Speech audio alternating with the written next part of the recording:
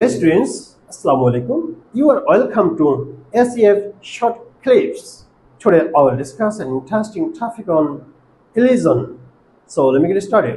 প্রিয় শিক্ষার্থীরা, আজকের ক্লাসে আমি illusion অথবা ধ্বনি বিলোপ নিয়ে আলোচনা করব। স্পোকেন ইংলিশের ক্ষেত্রে ন্যাচারালি, স্মুথলি এবং ফ্লুয়েন্টলি কথা বলার জন্য অনেক সময় একটি ওয়ার্ডের এক বা একাধিক সাউন্ড এলিডেড হয়ে যায় বা বাদ পড়ে যায়।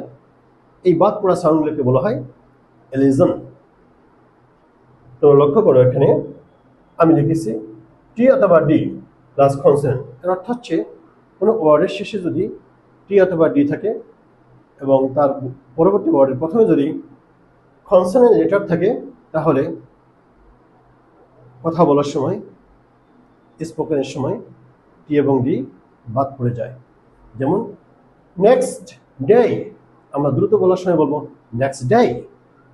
Just try, missed call. Number 2,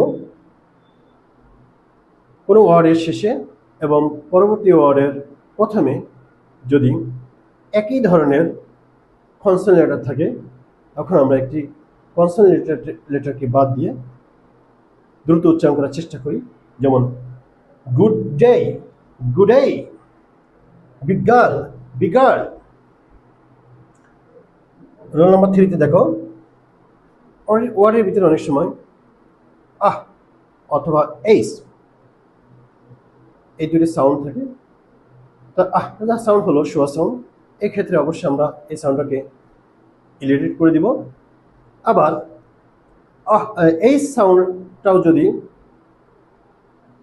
দুর্বল হয়, উইক হয়, সেক্ষেত্রেও আমরা এই সাউন্ডটাকে বাদ দিয়ে দিই। যেমন আমরা এখানে বাঙালিরা বলি ক্যামেরা, বা লেখার সময় বলি ক্যামেরা, আর উচ্চারণ করার সময় বলবো ক্যামেরা। এরপরে দেখো টেল হিম, কিন্তু যখন আমরা স্পোকেনে কথা বলবো তখন আমরা বলবো টেলিম।